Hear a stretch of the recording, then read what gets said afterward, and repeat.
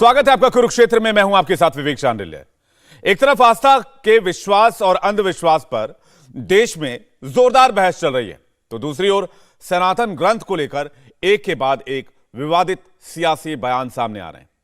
रामचरितमानस को लेकर अखिलेश यादव की पार्टी के नेता स्वामी प्रसाद मौर्य ने विवादित बयान दे दिया है। समाजवादी पार्टी के नेता मौर्य ने कहा कि तुलसीदास की रामचरितमानस पर प्रतिबंध लगा दिया जाना चाहिए। स्वामी प्रसाद मौर्य यही नहीं रुके, उन्होंने कहा कि यह एक दकियानूसी साहित्य है। मौर्य ने कहा कि रामचरितमानस में पिछड़ों और दलितों का अपमान किया गया है। स्वामी प्रसाद मौर्य ने जोर देकर कहा कि अगर सरकार रामचरितमानस पर प्रतिबंध नहीं लगा सकती है तो उन श्लोकों, दोहे या चौपाइयों को हटाया जाना चाहिए जिससे दलित समाज का अपमान होता है। बाबा तुलसीदास जी की रामायण में कई ऐसे मौके आए हैं जहां पर वर्ग जाति विशेष के लोगों को अपमानित किया गया है, ऐसे शब्दों का प्रयोग किया गया है जिससे बड़े पैमाने पर उनकी भावनाएं आहत होती हैं। कहीं जात से शब्दों का प्रयोग किया गया है।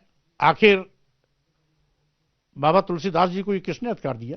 जब तुलसीदास जी ने रामायण लिखी तो उस समय फार्मूला था नारी शूद्रो न धीयताम, स्त्रियों और शूद्रों को पढ़ने लिखने का अधिकार नहीं दिया गया। स्त्रियों को पढ़ने लिखने का अधिकार अंग्रेजी हुकूमत में मिला, शूद्रों को भी पढ़ने लिखने का अधिकार अंग्रेजी हुकूमत में मिला। तो उस समय तो इनको पढ़ने लिखने का अधिकार था ही नहीं, तो शिक्षा देने की बात कहां से आ गई? ऐसे अपमानजनक शब्दों को प्रतिबंधित कर देना चाहिए जिससे कि आज जो लोगों की भावनाएं आहत हो रही हैं वो आहत ना हो। और हम समझते हैं सरकार की संवेदनशीलता इसी में होगी कि इस पे प्रभावी कार्रवाई करें। रामचरितमानस पर विवादित बयान की शुरुआत बिहार के शिक्षा मंत्री चंद्रशेखर ने की थी। नीतीश कुमार के शिक्षा मंत्री ने रामचरितमानस पर क्या बेतुका बयान दिया था, यह भी सुनिए। आज से करीब 7 साल पहले 15वीं 16वीं सदी में रामचरितमानस लिखा गया। तुलसीदास जी ने लिखा रामचरितमानस। उसके उत्तरकांड में कितनी बात कही गई? पूजिए विप्र शील गुण होना, पूजिए न शूद्र गुण ज्ञान परवीना। अगर ये विचारधारा चलेगा तो भारत को ताकतवर बनाने का सपना पूरा नहीं हो सकता है। पूजिए विप्र शील गुण हीना, अब पूजिए न शूद्र गुण ज्ञान परवीना। अगर ज्ञान से परवीन भी बाबा भीमराव अंबेडकर है तो वह पूजने नहीं है। यह शिक्षा हमारा एक शास्त्र देता है जो नफरत बोता है। मैं आपसे कहना चाहता हूं, उसी उत्तरकांड में लिखा हुआ, जय बरनाधम तेली कुम्हारा सपच की रात कोल कलवारा। जय बरनाधम, बरन में अधम कौन कौन लोग है? जय बरनाधम तेली कुम्हारा सपच की रात कोल कलवारा। उत्तरकांड में जो ये लिखा गया कि बरन में अधम कौन कौन लोग हैं, तेली, कुम्हार, कहार, कोल, कलवार, आदिवासी, दलित वगैरह वगैरह। और फिर उसी में आगे लिखा है, अधम जाति में विद्या पाए भयहु जथा ही दूध पिलाए। यानी कि अधम जाति में नीच जाति के लोग विद्या पा करके जहरीला हो जाते हैं। कैसा? जैसा कि दूध पीने के बाद सांप हो जाता है। अगर ये साथ हमारे सामने हो जो नफरत को इस तरह से बोता हो तो मैं उम्मीद करता हूं कि नफरत का वातावरण बना करके भारत को ताकतवर कोई नहीं बना सकता है। तो सनातन धर्म के धर्म ग्रंथ के ऊपर सवाल क्यों उठाए जा रहे हैं? क्या ये चुनावी मकसद को लेकर सवाल उठाए जा रहे हैं? इस पर बातचीत करने के लिए हमारे साथ एक बड़ा पैनल जुड़ गया है। राकेश त्रिपाठी हमारे साथ जुड़ गए हैं, प्रवक्ता हैं बीजेपी का, स्वागत है आपका। आचार्य विक्रमादित्य हमारे साथ जुड़ गए हैं, धर्मगुरु हैं, स्वागत है आपका। ऋषि मिश्रा हमारे साथ जुड़ गए हैं, जर्नलिस्ट हैं, आपका भी स्वागत है। सुबोध कुमार मेहता हमारे साथ जुड़ गए हैं, प्रवक्ता हैं आरजेडी पार्टी का, आपका भी स्वागत है। ऋषि कुमार जी और सुबोध कुमार जी, मैं सुबोध कुमार जी आपसे ही शुरुआत करता हूं। रामचरितमानस पर सबसे पहले बयान की शुरुआत बिहार सरकार से हुई, वहां के शिक्षा मंत्री ने किया। अब स्वामी प्रसाद मौर्य भी कह रहे हैं कि बार बार सनातन धर्म के धर्म ग्रंथ को सवालों के घेरे में लाने का मकसद क्या है और अपमान एक धर्म ग्रंथ का क्यों किया जा रहा है? देखिए, सबसे पहली बात यह है कि कोई अपमान नहीं किया जा रहा है। ना हम राम हमारे पूजनीय हैं, रामचरितमानस हम लोग कोई अपमान नहीं कर रहे हैं।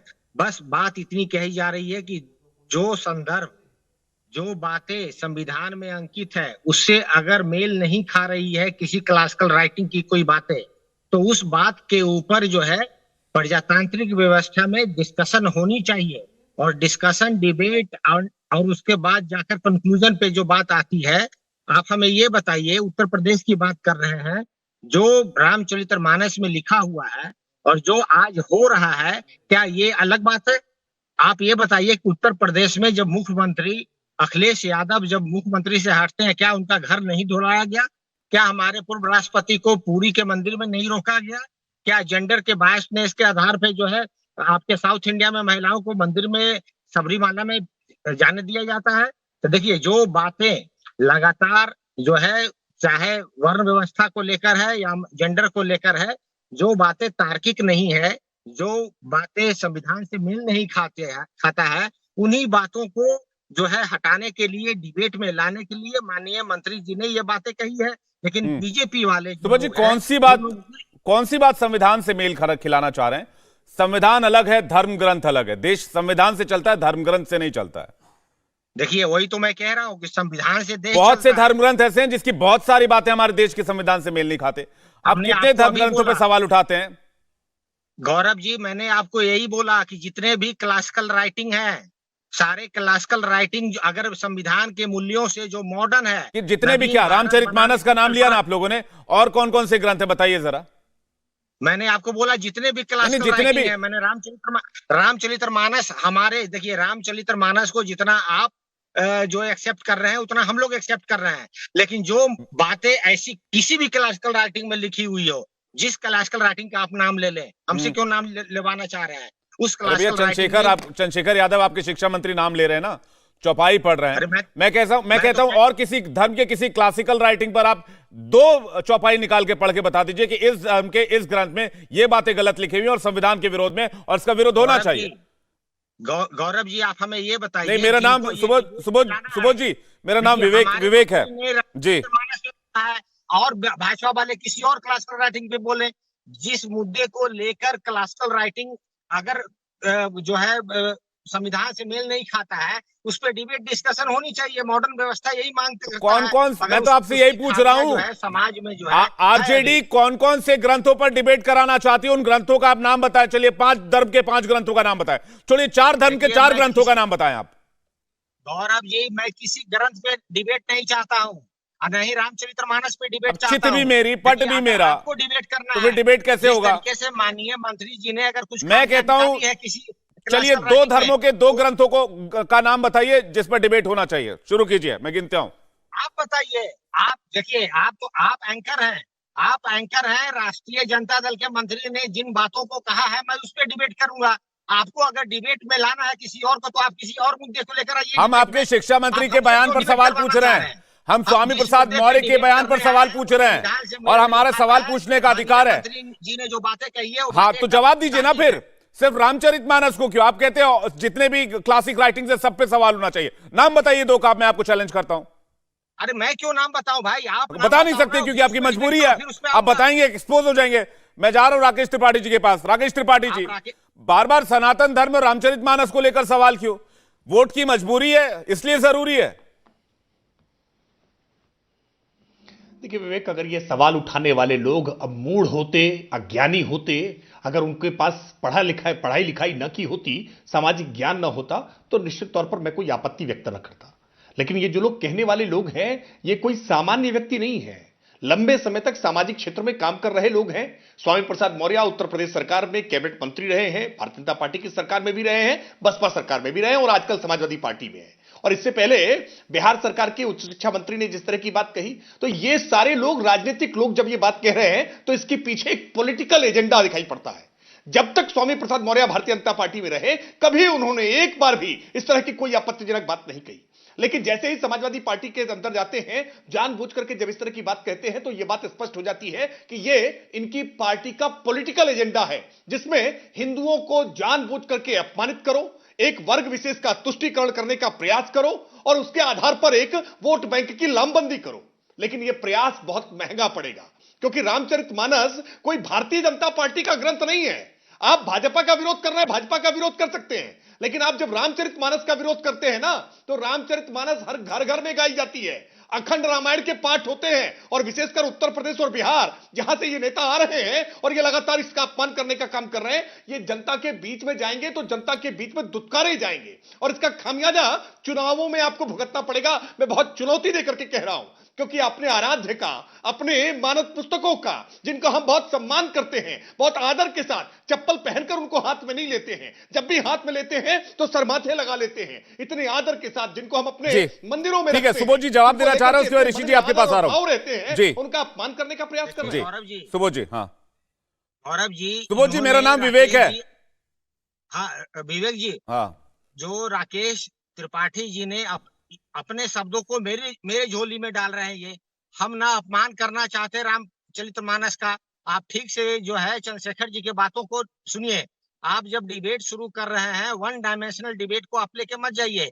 हम रामचरितमानस पे कोई डिबेट नहीं करना चाह रहे हैं, और जितना आप रामचरितमानस को अपहोल्ड करते हैं उतना हम लोग भी अपहोल्ड करते हैं। बस हमारे मंत्री का बस ये कहना है जी, कि अगर सुबोध जी, किसी में कुछ अगर आपकी पार्टी के नेता ट्विंकल ट्विंकल लिटिल स्टार तो कर नहीं रहे थे, रही है, तो क्यों ना ऐसी खामियों सुबोध को भाई, डिबेट करके इस पर हम कंक्लूजन पे आ जाए। बस बात इतनी है। राकेश सुबोध त्रिपाठी जी सुबोध अपने भाई, शब्दों को हमारे झोली में डाल रहे हैं कि हम अपमान कर रहे हैं। आपकी झोली में कोई शब्द नहीं डाल रहा सुबोध जी। हम लोग अपमान कर रहे हैं, आप सुबोध जो है जी, देख इधर रहे हैं, बात उधर की कर रहे हैं। जी सुबोध जी, आपके शिक्षा मंत्री ट्विंकल ट्विंकल लिटिल स्टार तो पढ़ नहीं रहे थे, रामायण की चौपाई भी पढ़ रहे थे और उसको आधा अधूरा पढ़ के उसका अर्थ समाज के समझा के निकल गए हो, और आप कह रहे हैं कि आपकी झोली में जानबूझकर डाला जा रहा है। जी ठीक है, चरितार्थ है जी ठीक है। मैं ऋषि कुमार जी के पास आ रहा हूं। ऋषि जी, ये क्रोनोलॉजी क्या है? सबसे पहले बिहार में शुरू होता है, जहां पर लोकसभा चुनाव में बीजेपी सबसे ज्यादा सीटों पर आती है, उसके बाद उत्तर प्रदेश में भी ऐसे ही बयान दिए जाते हैं। ये एक एक करके जो इस तरह के बयान सामने आ रहे हैं, ये रामचरितमानस का अपमान है या 2024 निशान है? देखिए विवेक जी, यदि एज जर्नलिस्ट आप हमसे पूछते हैं तो इसका निचोड़ ये है कि कहीं ना कहीं जो अगेंस्ट भाजपा जो राजनीति है हिंदुस्तान की, वो मंडल वर्सेस कमंडल, आगामी जो लोकसभा चुनाव 2024 की होने जा रही है, उसको मंडल वर्सेस कमंडल करने का प्रयास है। आप ये जानते हैं कि उत्तर प्रदेश में भाजपा ने मंडल और कमंडल का प्रयोग करके कहीं ना कहीं राजनीतिक रूप से, चाहे वो विधानसभा चुनाव हो या लोकसभा चुनाव हो, परचम लहराया है। लेकिन बिहार एक ऐसा राज्य है जहां कमंडल के साथ मंडल बीजेपी अटैच करने में अब तक असफल रही है, चाहे वो 2015 का इलेक्शन हो या आप जो भी नतीजे आप यदि बिहार का देखें तो कहीं ना कहीं चाहे वो नीतीश कुमार हो या अखिलेश यादव हो, उनको ये लग रहा है कि बीजेपी के जो राजनीति है, सांस्कृतिक राष्ट्रवाद प्लस जो कमंडल की राजनीति है, यानी सांस्कृतिक राष्ट्रवाद यानी जो हिंदुत्व की राजनीति है, उसको हम मंडल के माध्यम से पटकनी दे सकते हैं। और इसका सबसे बेहतरीन एग्जाम्पल है विश्वनाथ प्रताप सिंह के समय, जब मंडल कमीशन को लागू किया गया और आडवाणी जी उस समय रथ यात्रा लेके निकले थे। तो कहीं ना कहीं मुझे लगता है कि दो राजनीतिक विचारधाराओं के बीच में राजनीतिक लड़ाई है, और कहीं ना कहीं ये जो आप अभी विवेक जी आपने देखा भी होगा, बिहार में जातीय जनगणना की शुरुआत की गई है और इससे कहीं ना कहीं बीजेपी बैकफुट पे है, और बीजेपी को ये लग रहा है कि यदि मंडल की राजनीति आगे बढ़ेगी तो उनको आगे की राजनीति में परेशानी होगी। हालांकि मैं केशव प्रसाद मौर्य का चाहे बयान हो, चाहे चंद्रशेखर जी का बयान हो, उसमें से यदि रामचरितमानस को माइनस कर दे तो एक सदा हुआ बयान मैं मानता हूं, और इससे कहीं ना कहीं जो चाहे सपा हो या आरजेडी जेडीयू हो, उसको आगामी चुनाव में इसका फायदा होगा। इससे बीजेपी भी बेचैन है। लेकिन इनसे गलतियां ये हुई कि इन्होंने एक धर्म के एक महत्वपूर्ण ग्रंथ को अपने बयान में उन्होंने अटैच कर दिया। जहां तक राकेश त्रिपाठी जी से मेरा एक सवाल है, यदि आपको चंद्रशेखर जी के बयान से आपत्ति है या स्वामी प्रसाद मौर्य के बयान से आपत्ति है, तो आपके पार्टी में भी तो नरेश अग्रवाल है, उन्होंने भगवान राम के लिए क्या कहा, भगवान विष्णु के लिए क्या कहा, संजय निषाद ने भगवान राम के लिए क्या कहा, उनके पिता के लिए क्या कहा, वो आज भी बीजेपी में सुशोभित है। और अग्रवाल साहब के तो पुत्र जो है महत्वपूर्ण ठीक है के मंत्री हैं उत्तर प्रदेश सरकार में। ठीक है, तो आचार्य विक्रमादित्य जी, भाजपा हो, सपा हो, आरजेडी हो, धर्म का इस्तेमाल अपने राजनीतिक फायदों के लिए करती है। जी, धर्म का इस्तेमाल राजनीतिक फायदे के लिए हो रहा है। आचार्य विक्रमादित्य हमारे साथ जुड़ गए। इसके पहले राकेश त्रिपाठी आंसर करना चाह रहे हैं, उसके बाद आचार्य विक्रमादित्य आपके पास आ रहा हूं। राकेश त्रिपाठी जी, आपकी पार्टी में भी ऐसा हो रहा है, आपके नेताओं ने भी ऐसा बयान दिया है? नहीं, नहीं, मैं एक बात पर स्पष्ट कर दूं, देखिए किस तरह का सुनियोजित षड्यंत्र दिखाई पड़ रहा है इसके पीछे, कि कैसे हिंदू धर्म में विभाजन की रेखाएं खींची जा सके, कैसे अगड़ा पिछड़ा के नाम पर बांटने का प्रयास किया जा सके, जबकि ऐसे लोग शायद समाज के भीतर जाते नहीं हैं। उन्हें मालूम नहीं है कि पिछड़े वर्ग समाज के भीतर सर्वाधिक अखंड रामचरितमानस के पाठ होते हैं। और जो लोग भी यह प्रयास कर रहे हैं कि पिछड़े लोग रामचरितमानस का पाठ नहीं करते हैं, तो कहीं ना कहीं वो समाज से पूरी तरह से कटे हुए हैं। ऋषि मिश्रा आप जब बोल रहे थे तो मैं चुपचाप आपको सुन रहा था। थोड़ा सा धैर्य रखिए और थोड़ा सा जबान को लगाम दीजिए। ऋषि मिश्रा जी, उनको जवाब दे लेने दीजिए। राजनीतिक विश्लेषक के नाम पर बैठ करके उनको जवाब दे, हाँ ठीक है, उनको जवाब चलाते हैं ना। आपकी दुकानों पर इसीलिए ताला लग गया है, आपकी दुकानों पर इसलिए ताला लग गया है। मैं इस बात को बहुत जिम्मेदारी के साथ कह रहा हूं। ऋषि जी एक सेकंड, एक एक करके समाज को बांटने का जातियों के भीतर, ऋषि जी एक एक करके कह रहा हूं कि पिछड़ा वर्ग जिसको जानबूझ करके टारगेट करके कह रहे हैं, वो पिछड़ा वर्ग बहुत बड़ी संख्या में। और जिस समय विवेक जी हम आप डिबेट कर रहे हैं ना, इस समय भी उत्तर प्रदेश और बिहार के हजारों घरों में अखंड रामचरितमानस का पाठ चल रहा होगा, जिसमें बहुसंख्यक आबादी पिछड़ा वर्ग से संदर्भित होती है, दलित वर्ग से संदर्भित होती है। इसलिए कोई अगर यह कह रहा है कि राम पिछड़ों के नहीं है, राम दलितों के नहीं है, राम ब्राह्मणों के या ठाकुरों के हैं, तो उसको समाज का ज्ञान नहीं है। आप भगवान को जातियों में बांटने का प्रयास, कुत्सित प्रयास मत करिए। और मैं एक बात और स्पष्ट तौर पर कहूंगा, देखिए जो लोग यह समझते हैं कि ये बातें कहकर के हिंदुओं को अपमानित करके अगर वो मुस्लिमों को खुश कर सकते हैं या किसी और वन्य वर्ग विशेष को खुश कर सकते हैं, वो भी मुगालते में है। क्योंकि देश का कोई भी साभ्रांत नागरिक आज इस बात को स्वीकार नहीं करेगा कि किसी भी मजहब पर, किसी भी धर्म पर, किसी भी संप्रदाय पर, उसकी आराध्य, उसके इष्ट, उनकी पुस्तकों पर किसी प्रकार की कोई टिप्पणी की जाए। ऐसे अज्ञानी लोगों को, और मैं फिर ये कह रहा हूं कि ये अज्ञानता में दिया गया बयान होता तो इनकी मूर्खता को हम माफ कर देते, लेकिन ये जानबूझ करके नहीं, आप ये कह रहे हैं ये 2024 की क्रोनोलॉजी है जो बिहार से शुरू हुई है और उत्तर प्रदेश के अब उत्तर प्रदेश आप पहुंचिए, ये सब कुछ 2024 की क्रोनोलॉजी के तहत किया जा रहा है। मैं ठीक है, इसका जवाब मैं ऋषि मिश्रा और सुबोध जी से लूंगा। आचार्य विक्रमादित्य हमारे साथ जुड़ गए। आचार्य विक्रमादित्य, रामचरितमानस का इस्तेमाल क्या वोट पाने के लिए किया जाएगा? उस दृष्टिकोण से इस धर्मग्रंथ पे सवाल उठाए जाएंगे, इनकी चौपाइयों को गलत कोट किया जाएगा? देखिए, बड़ा दुखद है विवेक जी, जिस प्रकार का वातावरण आज भारत देश में बन रहा है और आक्षेपित करने का प्रयास कर रहे हैं वो लोग कर रहे हैं जो अपनी राजनीतिक महत्वाकांक्षा को प्राप्त करना चाहते हैं। ये प्रयोग कुछ नहीं, ये पूरी तरह से एक फिनोमिना बना लिया है इन लोगों ने और उस फिनोमिना पे काम कर रहे हैं कि आक्षेपित करो। और भीम और मीम को एक करने के लिए जो राजनीति है, चाहे वो मुस्लिम यादव वोट हो, चाहे वो अनेक अनेक प्रकार के फॉर्मूले इस देश में चलते आए हैं, वो लोग आक्षेपित करने का प्रयास करें। क्या इनमें हिम्मत है? क्या इनमें हिम्मत है? मैं साफ साफ कह रहा हूं, किसी और धर्म पर एक बिंदु तक, इशारा तक करने की, सर तन से जुदा वाले जो बैठे हैं ना, वो उनको सांस तक नहीं लेने देंगे। ये तो भारतीय धर्म है कि जहां पर हम सब कुछ स्वीकार करते हैं, हम परमात्मा का, लेकिन अब एक समझ लीजिए, अब परमात्मा का अपमान, भगवान का अपमान बिल्कुल नहीं सहेगा हिंदुस्तान। भारत में रहने वाले लोग अब बिल्कुल नहीं है, ये अक्षम्य अपराध इन्होंने किया है। और अभी हमारे जिस प्रकार के यहाँ पे जो बैठे हुए कुछ लोग हैं कि जो अभी भी यहाँ बैठकर अपने आप को ब्राह्मण कुल में उत्पन्न करे हुए मानते हैं मिश्रा जी, और वो जिस प्रकार का यहाँ बैठकर मजाक कर रहे हैं, मुझे समझ में नहीं आता है। इनकी हिम्मत इसलिए पड़ती है क्योंकि हमारे यहाँ सब तन से जुदा वालों को हम स्वीकार नहीं करते, हम सर से तन जुदा वालों पर स्वीकार नहीं करते हैं। ये अपनी खुशकिस्मती मान ले ये लोग, क्योंकि हमारे ऋषि मिश्रा जी सबके बारे में थोड़ी बोलिएगा, रुक जाइए। ऋषि मिश्रा जी भी करता है, हम कहते हैं ना परमात्मा। ऋषि मिश्रा जी सबके बारे में थोड़ी बोलिएगा, लोगों को बोलने दे, फिर आपके पास। लेकिन आज आवश्यकता है, ऐसा ना करें। बहुत सारे सिरफिरे हर जगह हो गए हैं, बहुत सारे सिरफिरे मिश्रा जी हर जगह हो गए हैं, समझ लीजिए। आचार्य विक्रमादित्य, ये बात, जिस प्रकार का ये आज आचार्य विक्रमादित्य कहते हैं सबको बिल्कुल कोई आचार्य विक्रमादित्य, क्योंकि हमारी संस्कृति रही है जीव को भी ब्रह्म स्वरूप बनाने की। आचार्य विक्रमादित्य, सवाल ये है, इस प्रकार का वातावरण इस देश में बन रहा है, शांत झील में पत्थर मार रहे हैं ये लोग। आचार्य विक्रमादित्य, सवाल ये है शांत झील कि रामचरितमानस को मिसकोट करना ना, वो किस किस को बहा के ले जाएगा, हिंदुओं में डिवीजन डालना, आखिर खड़े हो गए सिर्फ और सिर्फ वोट के मकसद से किया जा रहा है। नहीं कटेगा सिर, अब नहीं कटेगा सिर, आप समझ लीजिए। अब इस बात को समझ लीजिए आचार्य, ठीक है, अभी उस तरफ डिबेट नहीं कर रहे हैं कि इनको जवाब देने की आवश्यकता है। अभी इनकी मंशा को उजागर करना है कि आखिर ये बयान क्यों दिए जा रहे हैं। शांत हो जाए, इस देश को शांति के साथ अग्रसर होने का प्रयास करें। बड़े मुश्किल से सौभाग्य प्राप्त हुआ है कि भारत का पूरे विश्व में नाम हो रहा है। अब इस प्रकार के इनके पास कुछ और बचा ही नहीं है। ठीक है। इनके पास कुछ बचा ही नहीं ठीक है, है। क्योंकि इनको पता चल गया है कि देश की जनता ठीक समझ है। रही है कि विकास क्या है, देश की जनता समझ रही है, चाहे वो हिंदू हो चाहे मुसलमान हो। ठीक है। लेकिन ये लोग बैठे हैं जबरदस्ती जी। इस देश में को अशांत करने का प्रयास कर रहे हैं। ठीक है, सुबोध कुमार जी। वास्तविक तौर पे ठीक है। प्रयोग इस प्रकार का किया ठीक है। जा रहा है। एक सवाल, उस फिनोमेना को विवेक जी, मैं ऋषि जी में आ रहा हूं, इसके बाद आ रहा हूं। सुबोध जी काफी देर से वेट कर रहे हैं। ठीक है, आचार्य विक्रमादित्य हो गया अभी।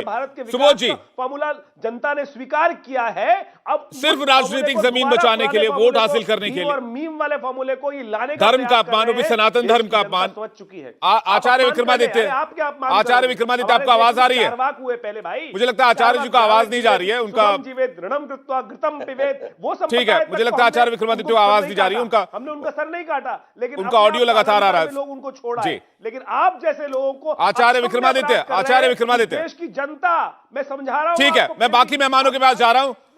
सुबोध कुमार जी, क्यों आखिर बार बार आचार्य विक्रमादित्य भी कह रहे हैं, बाकी लोग भी कह रहे हैं, सिर्फ सनातन धर्मियों को लेकर निशाना साधना क्या एक फैशन चल पड़ा है? अगर वोट चाहिए तो अब हिंदू वोटों में डिवीजन करने के लिए रामचरितमानस पर सवाल उठाया जाना चाहिए। विवेक जी, देखिए, जो बात धर्मगुरु कह रहे हैं वो बात और हमारे मंत्री ने जो बात कही है उसमें जमीन और आसमान का अंतर है। वो जिस तरफ बात को ले जाना चाहते हैं वहां हमारा जाने का कोई महत्व ही नहीं है। जिन बातों को रामचरितमानस की जो बात कह रहे हैं, रामचरितमानस जो इतना इनके लिए अच्छी है उतना हम लोगों के लिए भी है। लेकिन आप जो बातें रामचरितमानस में ऐसी कोई चौपाई लिखी हुई है जो कि संविधान से मेल नहीं खाती है, और ये अभी भी समाज में इस तरीके का घटित होता है, चाहे जाति के नाम पर देख लीजिए, चाहे जेंडर के नाम पे देख लीजिए, उन बातों पे तो क्या ये रामचरितमानस की वजह से हो रहा है? भारत में नवीन भारत को बनाने नहीं, के आप लिए ये अगर वो कहना विदेश चाह में रहे आना हैं, चाह रहे हैं, आप ये कहना तो चाह इसमें रहे क्या गलत हैं, है? आप ये कहना चाह रहे हैं सब कुछ रामचरितमानस की वजह से हो रहा है? हेलो, नहीं, आप कह रहे हैं कि समाज में जो कुछ भी गलत हो रहा है रामचरितमानस की वजह से हो रहा है? नहीं, मैं ये देखिए, मैं ये नहीं कह रहा हूं कि समाज में सब चीज जो हो रहा है वो रामचरितमानस में हो रहा है। हाँ, तो क्या हो रहा है मैं ये कह रामचरितमानस रहा की हूं वजह से? कि रामचरितमानस में भी कुछ ऐसी चौपाई लिखी हुई है जिसमें कुछ जो समाज में जेंडर के नाम पे और जाति के नाम पे ये जो है भेदभाव है। इस भेदभाव को खत्म कौन करने सी के लिए जेंडर के नाम पे समतामूलक- कौन सी चौपाई में आपको भेदभाव दिख गया, जरा बताइए मुझे।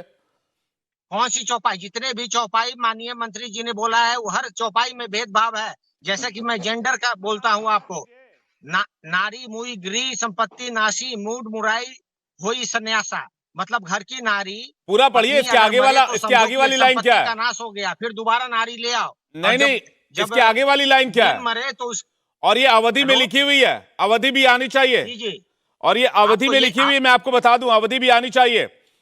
ताड़ना का अर्थ आप लोगों ने प्रताड़ित से कर दिया, जबकि ताड़ना का अर्थ अवधि में होता है पहचानना, परखना या देखरेख करना। अवधि भाषा को हिंदी में ट्रांसलेट कर देते हैं और उसके बाद सवाल उठाते हैं। ये अल्प ज्ञान है, लेकिन उसके बाद बोलेंगे रामचरितमानस में गलत लिखा हुआ है। देखिए, मैं ये कह रहा हूं, विवेक क्या किसी और धर्म को लेकर इस तरह की विवेक टिप्पणी जी, करने की देखिए, जो हिम्मत बात रखते हैं कह आप रहे लोगों? ना, आप अच्छे से रिसर्च कर आइए, आप बढ़िया से मैं रिसर्च कर आइए। आप जो चंद्रशेखर जी बात कह रहे हैं मतलब उसको डाइवर्ट मत आरजेडी, कीजिए। आरजेडी, गलत और सही यहाँ मत मतलब आप सुबोध जी, डिफाइन करने लगिए। एक सवाल, मुझे एक ब्रेक लेना है, एक सवाल का जवाब दे दीजिए। आरजेडी अपने बयान पर कायम है कि रामचरितमानस का विरोध होना चाहिए। देखिए, फिर आप अपने शब्द मेरे में मत घुसेरिए। मैं कह रहा हूं कि रामचरितमानस का हम विरोध नहीं कर रहे हैं। रामचरितमानस में कुछ चौपाई ऐसे हैं जो मेल नहीं खाते हैं। तो, तो रामचरितमानस का ही विरोध हुआ ना। एक ब्रेक का वक्त है, ब्रेक के बाद फौरन लौट रहे राकेश त्रिपाठी जी जवाब लेंगे। बने रहिए हमारे साथ, इंडिया टीवी पर डिबेट लगातार जारी है। तो कुरुक्षेत्र में बहस लगातार जारी है। बार बार रामचरितमानस पर सवाल क्यों उठाए जा रहे हैं? स्वामी प्रसाद मौर्य ने बयान दे दिया रामचरितमानस के खिलाफ, कहा इस ग्रंथ को इसे बैन किया जाना चाहिए, इस तरह की बातें कह दी। इसके पहले बिहार के शिक्षा मंत्री ने कहा था कि इसकी चौपाइयों में, कुछ चौपाइयों में दलितों का विरोध नजर आता है, और आज स्वामी प्रसाद मौर्य ने भी यही बात कही है। हम कुरुक्षेत्र में इस पर डिबेट लगातार कर रहे हैं। तमाम मेहमान हमारे साथ बने हुए। ब्रेक पर जाने से पहले राकेश त्रिपाठी कुछ कहना चाह रहे थे। राकेश त्रिपाठी, आप अपना जवाब, उसके बाद मैं ऋषि जी और सुबोध जी के पास जा रहा हूं। देखिए विवेक जी, आप कोशिश कर रहे थे कि सुबोध जी को रामचरितमानस की चौपाई या दोहों का अर्थ समझाएं।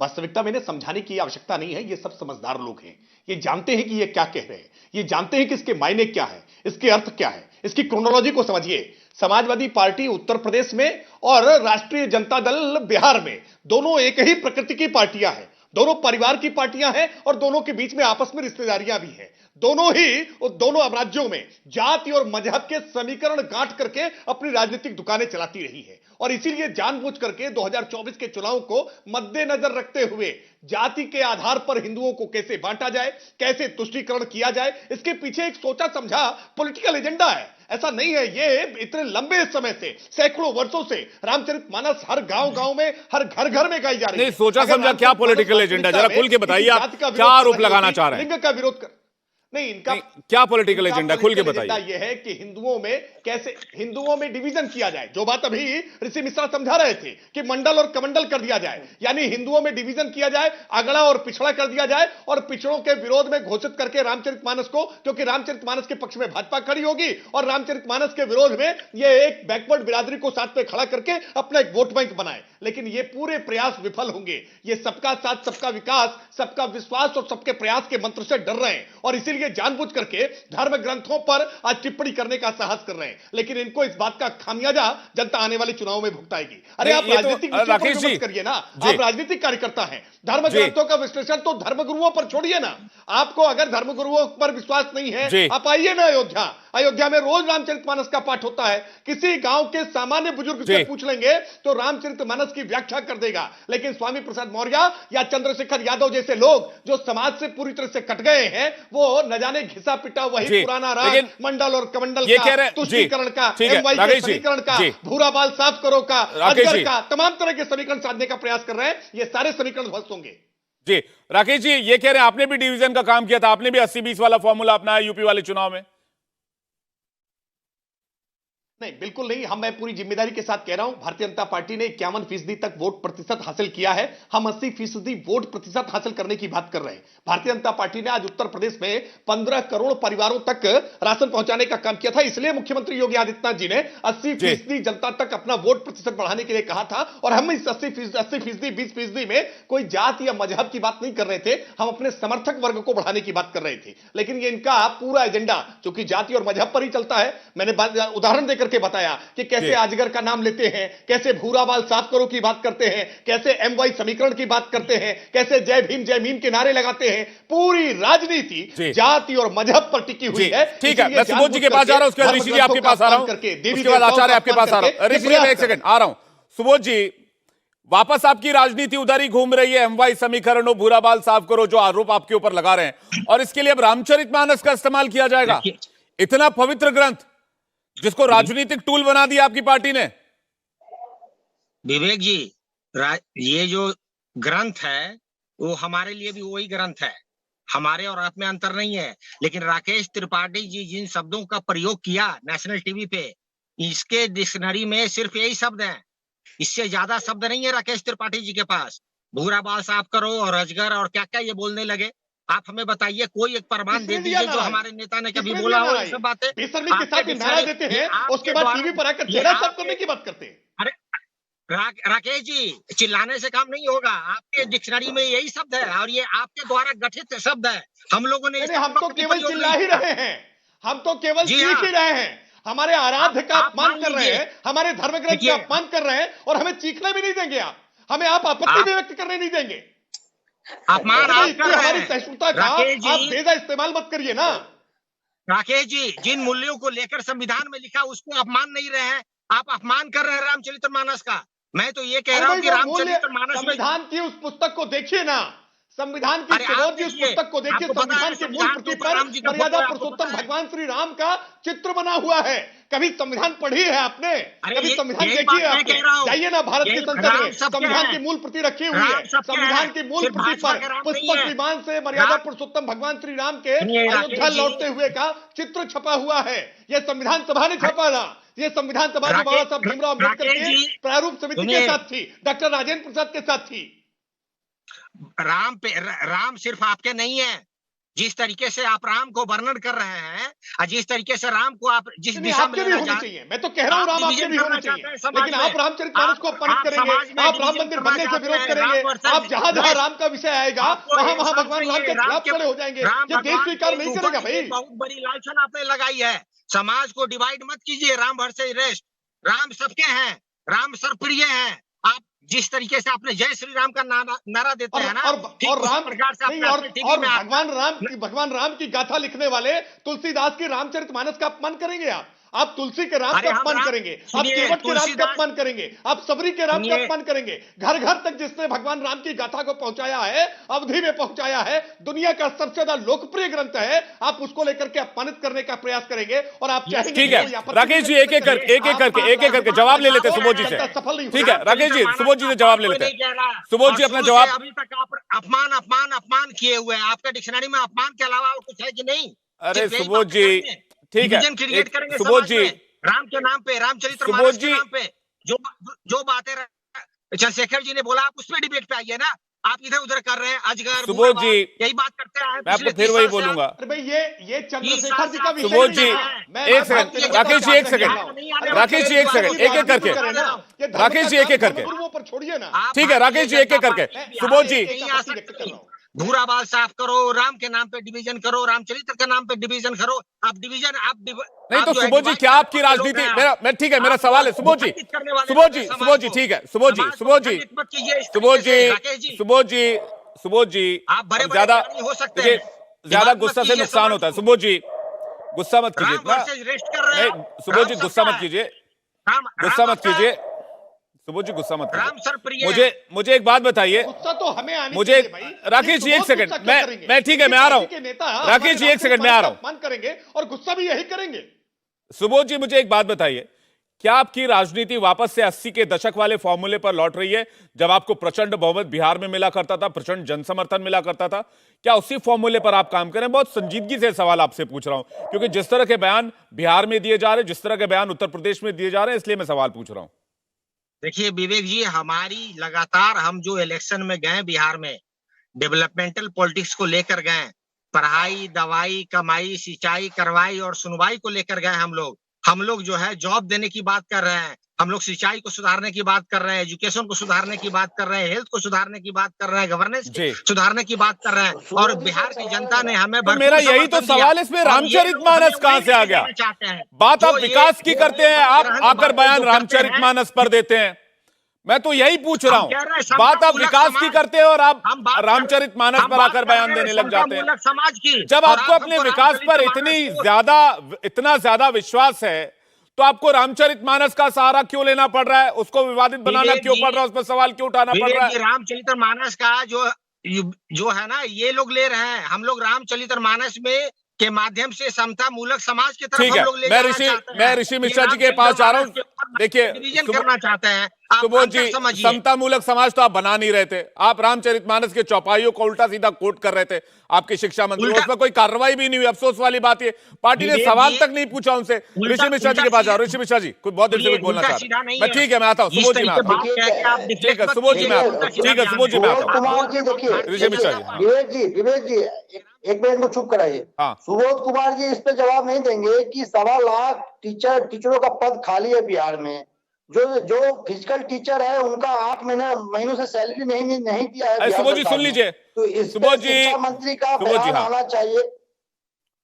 इस पे शिक्षा मंत्री का बयान आना चाहिए, नहीं ना कि रामचरितमानस के उस संदर्भ का, जिससे कहीं ना कहीं समाज में एक डिफरेंसेस पैदा होने की संभावना है। लेकिन दुर्भाग्य है हिंदुस्तान का कि चाहे वो भाजपा हो, आरजेडी हो, सपा हो, सभी पार्टियों ने धर्म का इस्तेमाल अपने राजनीतिक फायदों के लिए लिया है। राकेश जी उस समय शायद शोर शराबे में मेरी आवाज नहीं सुन पाए। 2015 में माननीय प्रधानमंत्री नरेंद्र मोदी जी ने खुद कहा था बिहार में चुनावी सभा को संबोधित करते हुए कि मैं ओबीसी वर्ग से हूं। तो प्रधानमंत्री कौन सा सामाजिक समरसता बढ़ा रहे होते हैं उस समय? जब गृह मंत्री कहते हैं शमशान वर्सेस कब्रिस्तान का लड़ाई है चुनाव, तब कौन सा सामाजिक समरसता बढ़ रहा होता है? और विवेक जी, आपने बेहतरीन एग्जाम्पल दिया। उत्तर प्रदेश में जब 80 बनाम 20 का चुनावी माहौल बनाया जाता है, तो कौन सा सामाजिक समरसता बढ़ रही होती है? और भाजपा के एक मुख्यमंत्री तो ये कहते हैं, एक धर्म को टारगेट करते हुए, कि मुसलमानों का वोट नहीं चाहिए। और आज आप उस मुख्यमंत्री को पूर्वोत्तर राज्यों का प्रभारी बना देते हैं। तो इस प्रकार का बयान, चाहे वो आरजेडी सपा के नेता देते हो, चाहे वो भाजपा के नेता देते हो, ये अपने राजनीतिक दुकान चलाने के लिए देते हैं। इससे समाज और आम जनता का भला नहीं होने वाला है। डिबेट होना चाहिए बेरोजगारी पे, डिबेट होना चाहिए महंगाई पे, लेकिन डिबेट क्या हो रहा है? रामचरितमानस के उस चौपाई को लेकर, जिससे कहीं ना कहीं मैं समझता हूं कि सामाजिक समरसता में एक डिफरेंसेस आ सकते हैं। तो मुझे जितने भी सियासतदान हैं उनको ऐसे बयानों से बचना चाहिए। मैं आपके माध्यम से सुबोध जी से पूछना चाहता हूं कि 8 महीनों से नहीं, आपने कहा कि कौन सी चौपाई से क्या आ सकता है, क्यों नहीं दिया एक है? सेकंड, नहीं आपने ऋषि जी क्या कौन से चौपाई से क्या सामाजिक समरसता में कमी आ सकती है, क्या कह रहे हैं आप? बिल्कुल बिल्कुल ऐसे बयानों से देखिए। नहीं बयान नहीं, आपने कहा कि रामचरितमानस के कुछ एक दो ऐसी चौपाइयां हैं जिसमें सामाजिक समरसता में कमी आ सकती है, आप ये कह रहे हैं? नहीं देखिए, ये नेता लोग चौपाई को गलत ढंग से गलत कंटेक्स्ट में पेश करते हैं जी। हो सकता है कि चौपाई को लेकर अपना अपना मत हो, अपना अपना डिवीजन हो, लेकिन क्या हमें ऐसे बयानों से दूर होकर जो डेवलपमेंट के जो मानक हैं, डेवलपमेंट के जो विषय हैं, उसको आगे बढ़ाना चाहिए। मैंने सवाल किया आपके माध्यम से कि बिहार में फिजिकल टीचर को 8,000 सैलरी दिया जाता है मत, और 9 महीने से सैलरी नहीं दिया गया है, तो इस पे शिक्षा मंत्री का बयान आना चाहिए था, ना कि रामचरितमानस के उस दोहे को लेकर जहां जिसको आगे करने से अगले और पिछले की लड़ाई बिहार में या अन्य राज्यों में हो सकती है। तो क्या आपको चुनावी फायदा उठाने के लिए अगले पिछले करने की जरूरत है? सुबोध जी, इसका जवाब फिर मैं आचार्य विक्रमादित्य के पास जा रहा हूं, जल्दी से सुबोध जी, जल्दी से। हाँ ठीक है ऋषि जी, ठीक है। हाँ सुबोध जी, क्या क्वेश्चन क्या? इनका आवाज थोड़ा टूट कर आ रहा था। इनका क्वेश्चन ये है कि बिहार में शिक्षकों का मामला इस वक्त पेंडिंग पड़ा हुआ है, शिक्षकों की भर्ती का मामला पेंडिंग पड़ा हुआ है, बच्चे सड़क पर लाठी खा रहे हैं, और आपके शिक्षा मंत्री को रामचरितमानस नजर आता है, आपकी पार्टी को रामचरितमानस नजर आता है। उत्तर प्रदेश में भी यही देखने को मिल रहा है। इनका सवाल सीधा सा ये है कि आपको अपना काम नहीं करना है, लेकिन बाकी के मुद्दों पर लड़ाई लड़नी है, क्योंकि अगड़ा और पिछड़ा वाला फॉर्मूला आपके लिए कारगर रहेगा। विवेक जी अगर ऋषि जी अगर बिहार को लगातार 5 महीने से देख रहे होंगे जब से हमारी सरकार बनी है, तो लगातार 5 जी ऋषि जी जानता हूँ, अरे ऋषि जी जानता हूँ, लेकिन आप जरूर देख रहे होंगे कि लगातार बिहार में नौकरी की बात तेजस्वी प्रसाद यादव जी कर रहे हैं, और नौकरी बांट भी रहे हैं, नौकरी दे भी रहे हैं। तो आप ये देखिए लगातार 5 महीने सैलरी नहीं मिली है फिजिकल टीचरों को। ठीक है, उनको 8 महीनों से सैलरी नहीं मिली है। मैं मेरे पास वक्त सीमित है, मैं आचार्य विक्रमादित्य के पास जा रहा हूं। आचार्य जी, पिछले 5 महीने रामचरितमानस का अपमान करके, उस पर विवाद उठाकर, उस पर सवाल उठाकर इनको लगता है कि अगला बनाम पिछड़ा कर देंगे। लेकिन सबसे ज्यादा परेशानी वाली बात यह है कि एक ऐसा ग्रंथ जिसमें पूरा सनातन संस्कृति, जिसमें आस्था रखता है, उसके ऊपर बार बार सवाल, क्या ये सनातन की उदारता है?